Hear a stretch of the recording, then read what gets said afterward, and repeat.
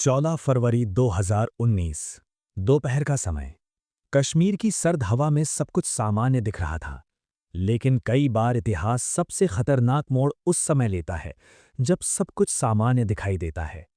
श्रीनगर जम्मू राष्ट्रीय राजमार्ग पर केंद्रीय रिजर्व पुलिस बल का लंबा काफिला आगे बढ़ रहा था। दर्जनों बसें, सैकड़ों जवान, कुछ छुट्टी से लौट रहे थे, कुछ ड्यूटी ज्वाइन करने जा रहे थे। किसी ने घर फोन कर कहा था, शाम तक पहुंच जाऊंगा। किसी ने बच्चे से वादा किया था, इस बार लंबी छुट्टी लूंगा। उन्हें अंदाजा नहीं था कि कुछ किलोमीटर आगे एक ऐसा फैसला उनका इंतजार कर रहा है जो केवल एक व्यक्ति का नहीं बल्कि पूरे तंत्र का परिणाम था। दोपहर लगभग 3:15।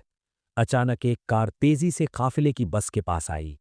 एक पल, एक टक्कर और फिर एक भीषण विस्फोट। धुएं का घना गुबार आसमान में उठ गया। सड़क पर चीखें थीं, लपटें थीं, मलबा था। 40 से अधिक जवान शहीद हो चुके थे। देश स्तब्ध रह गया। ये सिर्फ एक हमला नहीं था, ये एक झटका था जिसने भारत और पाकिस्तान के रिश्तों को युद्ध के मुहाने तक पहुंचा दिया। लेकिन उस दिन के बाद एक सवाल धीरे धीरे उभरने लगा। क्या ये हमला पूरी तरह अप्रत्याशित था या चेतावनियां पहले से मौजूद थीं? जनवरी और फरवरी 2019 के बीच खुफिया एजेंसियों को जम्मू कश्मीर में बड़े हमले की आशंका के इनपुट मिले थे। ऐसी रिपोर्टें बाद में सार्वजनिक चर्चा का हिस्सा बनी। सुरक्षा एजेंसियों के बीच अलर्ट जारी हुए थे। आत्मघाती हमले की संभावना का उल्लेख किया गया था। विस्फोटकों से भरे वाहन के उपयोग की आशंका भी जताई गई थी। तो फिर सवाल उठता है, अगर खतरे का अंदेशा था तो सुरक्षा प्रोटोकॉल क्यों नहीं बदले गए? ये समझने के लिए हमें उस समय की स्थिति को समझना होगा। कश्मीर में 2016 के बाद से सुरक्षा हालात संवेदनशील थे। स्थानीय युवाओं के उग्रवादी संगठनों में शामिल होने की घटनाएं बढ़ी थीं।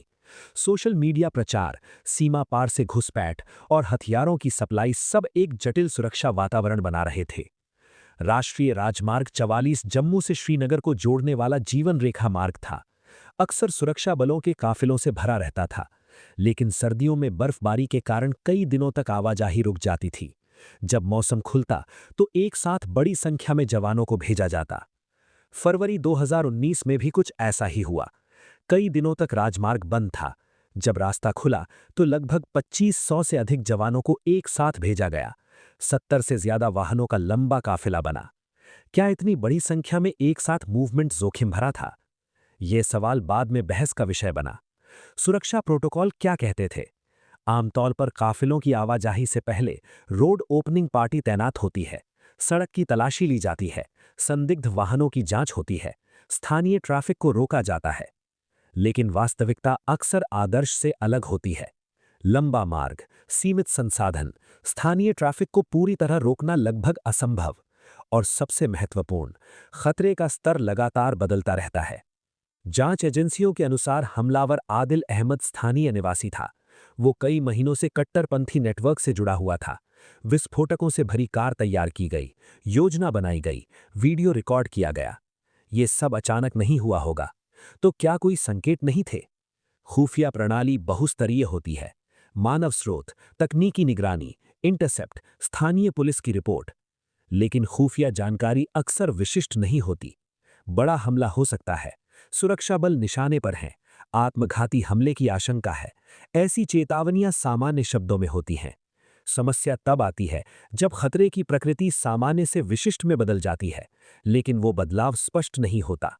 जनवरी 2019 में कुछ इनपुट्स में विस्फोटकों से भरे वाहन के उपयोग की बात कही गई थी। ऐसा मीडिया रिपोर्टों में सामने आया। लेकिन भारत जैसे विशाल और जटिल सुरक्षा वातावरण में हर चेतावनी पर पूर्ण लॉकडाउन लागू करना संभव नहीं होता। हजारों वाहन चलते हैं। हर अलर्ट के बाद हर सड़क बंद नहीं की जा सकती। फिर भी क्या इस मामले में कुछ अलग किया जा सकता था? एक बड़ा प्रश्न था, हवाई परिवहन क्यों नहीं? कई जवानों के परिवारों ने पूछा, जब खतरे का स्तर ऊंचा था तो इतनी बड़ी संख्या में जवानों को सड़क से क्यों भेजा गया? सरकारी जवाब था लॉजिस्टिक्स सीमाएं, संसाधनों की उपलब्धता और नियमित प्रक्रिया। लेकिन भावनाओं के स्तर पर यह जवाब अधूरा महसूस हुआ। हमले के बाद राष्ट्रीय जांच एजेंसी ने विस्तृत जांच की। स्थानीय नेटवर्क, विस्फोटकों का स्रोत, संचार चैनल, सबकी पड़ताल हुई। कई गिरफ्तारियां हुईं। लेकिन प्रोटोकॉल क्यों नहीं बदले गए, ये प्रश्न एक संस्थागत समीक्षा का हिस्सा बना। सुरक्षा तंत्र में अक्सर एक मनोवैज्ञानिक पहलू होता है, नॉर्मलाइजेशन ऑफ रिस्क। जब खतरे की चेतावनियां बार बार आती हैं और हर बार कुछ नहीं होता, तो सिस्टम धीरे धीरे उसे सामान्य मानने लगता है। क्या यहां भी ऐसा हुआ? ये सवाल विशेषज्ञों ने उठाया। दूसरी ओर ये भी सच है कि आतंकवादी हमले अक्सर उन खामियों को खोजते हैं जो किसी भी बड़े सिस्टम में अनिवार्य रूप से मौजूद होती हैं। सैकड़ों किलोमीटर लंबा हाईवे, स्थानीय आबादी, अनगिनत वाहन, हर सेकंड की निगरानी असंभव। हमले के बाद देश में गुस्सा था, शोक था, राजनीतिक दबाव भी था। भारत ने 12 दिन बाद बालाकोट में एयर स्ट्राइक की। तनाव चरम पर पहुंचा। दो परमाणु सशस्त्र देशों के बीच टकराव की आशंका बढ़ गई। लेकिन उस विस्फोट से पहले के क्षणों में एक और कहानी चल रही थी। फाइलों में दर्ज चेतावनियां, ईमेल, आंतरिक नोट्स, बैठकें। क्या उन बैठकों में किसी ने कहा था, जोखिम बहुत ज्यादा है? क्या किसी ने बड़े काफिले को विभाजित करने का सुझाव दिया था? या फिर परिस्थितियों का दबाव इतना था कि नियमित प्रक्रिया ही सबसे व्यावहारिक विकल्प लगी? सिस्टम में जिम्मेदारी की प्रक्रिया शुरू हुई, सुरक्षा प्रोटोकॉल की समीक्षा की गई। इसके बाद बड़े काफिलों के मूवमेंट को लेकर बदलाव किए गए, एयरलिफ्ट का उपयोग बढ़ाया गया, स्थानीय ट्रैफिक नियंत्रण सख्त हुआ। लेकिन सुधार अक्सर त्रासदी के बाद आते हैं। पुलवामा ने केवल 40 जवानों की जान नहीं ली, उसने भरोसे को भी चोट पहुंचाई। परिवारों ने पूछा, क्या उन्हें बचाया जा सकता था? जवानों ने पूछा, क्या हमारी सुरक्षा सर्वोच्च प्राथमिकता है? देश ने पूछा, क्या चेतावनियां पर्याप्त थीं? सच शायद कई परतों में छिपा है। खुफिया चेतावनियां थीं, लेकिन क्या वो पर्याप्त विशिष्ट थीं? सुरक्षा व्यवस्था थी, लेकिन क्या वो अभेद्य थी? निर्णय लिए गए, लेकिन क्या वो सर्वोत्तम थे? कभी कभी त्रासदी किसी एक गलती से नहीं, बल्कि कई छोटे छोटे कारकों के संगम से जन्म लेती है। एक अलर्ट जो सामान्य समझा गया, एक मार्ग जो पूरी तरह बंद नहीं हुआ, एक वाहन जो जांच से बच निकला, एक पल और सब कुछ बदल गया। पुलवामा हमें ये याद दिलाता है कि सुरक्षा केवल हथियारों से नहीं, बल्कि निरंतर सजगता से बनती है। खुफिया जानकारी केवल सूचना नहीं, बल्कि जिम्मेदारी है। और निर्णय केवल प्रशासनिक प्रक्रिया नहीं, बल्कि जीवन और मृत्यु के बीच की रेखा हो सकते हैं। आज भी जब 14 फरवरी आता है, देश शहीदों को याद करता है, लेकिन साथ ही एक अदृश्य प्रश्न भी हवा में तैरता है। क्या हम हर चेतावनी को उतनी गंभीरता से लेते हैं जितनी लेनी चाहिए? क्या हम जोखिम को सामान्य मानने लगे हैं, या हम हर त्रासदी से सीखते हैं? इतिहास अक्सर विस्फोट की आवाज से नहीं, बल्कि उससे पहले की खामोशी से लिखा जाता है।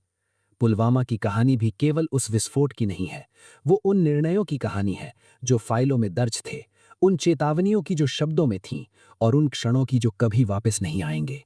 क्योंकि कभी कभी सबसे बड़ा सवाल ये नहीं होता कि हमला कैसे हुआ, सबसे बड़ा सवाल ये होता है कि क्या हम उसे रोक सकते थे।